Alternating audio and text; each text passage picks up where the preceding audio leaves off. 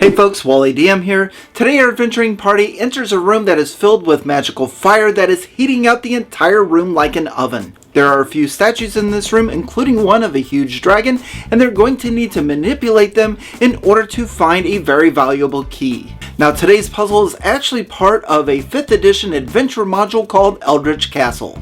Now this is a Kickstarter that is going live today and is presented to you by fellow YouTuber and author Esper the Bard. Now what's unique about this 5th edition module by Esper the Bard is that in addition to the written portion of the adventure, you're also going to get animated video scenes that you could show your players. So not only are you going to be able to read the text aloud when they enter a room, but you're also going to be able to show them an animated video. That's super cool. Now this adventure module is filled with puzzles, riddles, and monster encounters as you try to make your way through it and find out what happened to your mentor, the High Wizard Zdravno. And one of those rooms that you're going to encounter is Area L, the statue room. So let's get started. So this is going to be a lock and key puzzle, meaning that we are going to be presented with an area that needs to be solved, but we're going to have to explore the rest of the castle in order to find the ideas or the items we need in order to solve the puzzle. Now when our characters enter this room, we can read them the following. You come to a long rectangular shaped room. Immediately you are assaulted by waves of intense heat. A great conflagration roars in the center of the chamber. Beyond the flames at the far end of the room is a stone dragon in a fearsome pose. Near you are two statues. To your left is a woman in classic dress carrying grapes, fruits, or some other bounty. Next to her is a pedestal with a pyramid-shaped object on it and a stone door. Now the statue to your right is a heroic warrior holding a sword and a shield. With a flowing cloak draping from his shoulders, he faces the fire as well as the dragon. Now let's break down each component of this room one by one, starting with the fire in the middle. Now this blaze is going to span the entire width of the room. It's 10 feet across and it emits a dangerous heat all the way to the ceiling. Now evocation magic powers the blaze, and any creature that enters the fire for the first time on a turn or starts their turn there are going to need to make a DC 15 dexterity saving throw, taking 5 points of fire damage on a failed save or half as much on a successful one. Now if characters try to put out these magical flames with a small amount of water, that is simply just going to boil to a steam, and if they try to smother the fire, then the magical flames are just going to appear above the smothering material. Now due to this magical heat, the entire room is going to feel like the inside of an oven. For every 1 minute that a creature is inside this room, they're going to need to make a DC 10 Constitution saving throw, or they're going to suffer 1 level of exhaustion. Now creatures wearing armor or heavy clothing are going to have a disadvantage on that saving throw, but creatures with resistance or immunity to fire damage are going to automatically succeed. Next, let's take a look at our statues, starting with the statue of the woman. This is a statue approximately 6 feet tall, and it's affixed to a small stone base. Now the statue itself weighs about 560 pounds, and a creature with a strength score of 19 or more, or a combined effort of strength 19 or more, can move this at a rate of about 5 feet per turn. Now the small pedestal next to it has an interesting tiny object carved from stone, though it is only artwork. It weighs about 10 pounds. And of course, if you're running this yourself, maybe you put some object of significance in this position. Finally, we have our warrior statue. Now this is a brave looking stone warrior that stands about 6 feet tall, wearing armor and a long cape. This statue is wielding a broadsword and a shield, and it's affixed to a hefty stone base. Now due to the rough flagstone floor and the fact that this statue weighs nearly 2,000 pounds, this statue is not going to be able to be moved. And then finally, we're going to take a look at our dragon statue. Now this is an incredible huge stone sculpture that depicts an adult white dragon in an aggressive pose. But this is also a magical trap, so as soon as our characters enter this room, we're going to roll for initiative. Now on initiative count 10, the statue is going to shoot a cold blast at the nearest creature within 120 feet.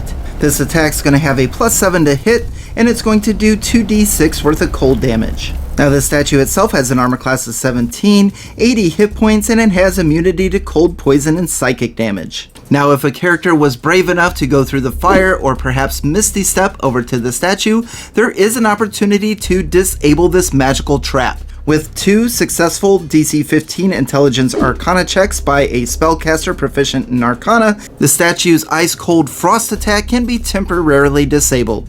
Now, if a character stands directly to the side of the dragon statue, they're going to have half cover against the cold blast attack. If one of our characters were to position themselves behind the woman statue, they're also going to have a half cover against the dragon blast attack. But if one of our characters moves behind the warrior statue, they're going to have full cover from the dragon's attack. Now, while this magical trap is activated, let's not lose sight that this is actually a puzzle. Now, this can be solved a lot easier than going up and attacking the statue or trying to disable it. And don't forget that the intense heat, this is like an oven. So there is definitely a chance for exhaustion. So rather than attacking this magical trap, let's take a look at the puzzle element. But since it is a lock and key puzzle, we're going to need to explore a few more rooms in Eldritch Castle. If the characters were to travel to location area J, this is a serene courtyard with hedges, flowers, exquisitely sculpted statues, and a multi-tiered magical fountain.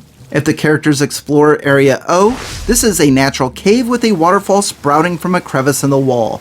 The water from this waterfall is spilling into an 80-foot wide pool below.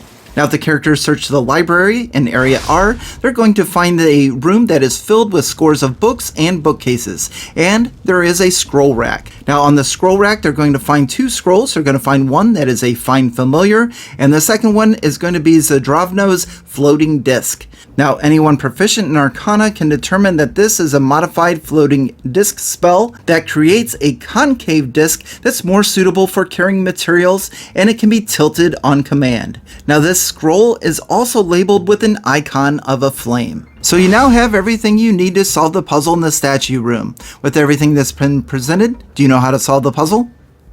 I'll give you a second to figure it out. Did you get it? Great!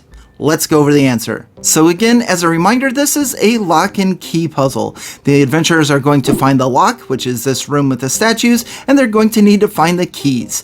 Now, the keys can be items or ideas, and let's circle back to the library. In the library, we found Zadrovno's Floating Disc. This is a spell scroll that we can cast, and it's going to create a modified floating disc that has a little bit of a concave in it. It can actually transport materials, and those materials that we're going to transport with this spell scroll is going to be water. And again, in our exploration, we discovered two areas that have water. We found the natural cave with the waterfall in area O, but right next door to the statue room is area J, which is the courtyard that has a fountain. So let's say that our wizard or our magician here has activated the floating disc, and they can bring this floating disc into the statue room. And although a small amount of water would not be able to put out these magical flames, a large amount of water with the floating disc or the floating conclave disc will put out all of these flames, and it will actually flood the floor of the room. Now, with the entire room flooded with water, the characters need to provoke the dragon's cold breath attack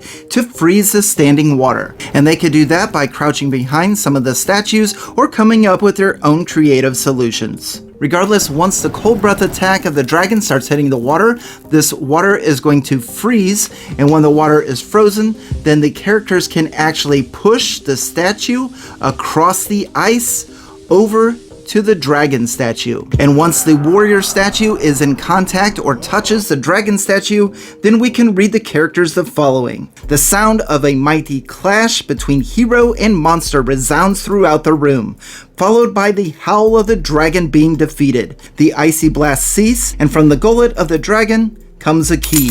This is a beautifully crafted key, and its top is fitted with a blue pale aquamarine gem. So with the warrior statue touching the dragon statue, our puzzle has been solved, and our characters now have a key that's going to open up another room or another area of Eldritch Castle. Now, of course, this is the main solution to the puzzle, and if the players come up with something that's a bit more creative, of course, the game master is allowed to accept it. But if I were running this puzzle in the Eldritch Castle adventure and my players were to struggle, here's a few hints and clues that I would give. The first would be a painting depicting a warrior similar to the statue in Area L. The painting depicts a warrior fighting a dragon. And of course, we can put that just about anywhere within the castle. Now, the second clue that we could give is if one of the characters were to investigate this warrior statue, they would be able to determine with a successful investigation check that this warrior statue looks poised to do battle with the dragon. A third idea could be that a DC 12 Arcana check can determine that the flame indicated on the floating disc scroll indicates that it has a specific purpose. And perhaps a critical success on that Arcana check, we could allow the characters to determine that that flame symbol has something to do with the fire in Area L. Another way that we could hint towards the solution is if one of the characters is hit by the dragon's cold attack, they're going to notice that within 5 feet of them, it temporarily freezes the ground around them, pointing towards a future solution where the room is flooded and the dragon attacks are freezing the water so they could slide the statue across the room. And finally, so that the characters realize that this is a puzzle to be solved, I would probably take any character that has a passive perception of 14 or higher to notice a shiny object lodged into the back of the dragon's throat. And those with a high passive perception or succeed on a DC 15 perception check would notice that this is some type of a key. So that's all I have for you today. What did you think of this puzzle? Were you able to come up with the same solution that we did, or did you come up with something entirely unique and different? Be sure to leave a comment below. And don't forget to check out the description where you can find a link over to Esper the Bard's Kickstarter page where you can back this project. It is a very unique adventure module for 5th edition that includes animated video that you could show to your players while you're running the game. This is definitely a day one backing for me, and I hope you'll join me. Thank you very much for watching, and on to the next.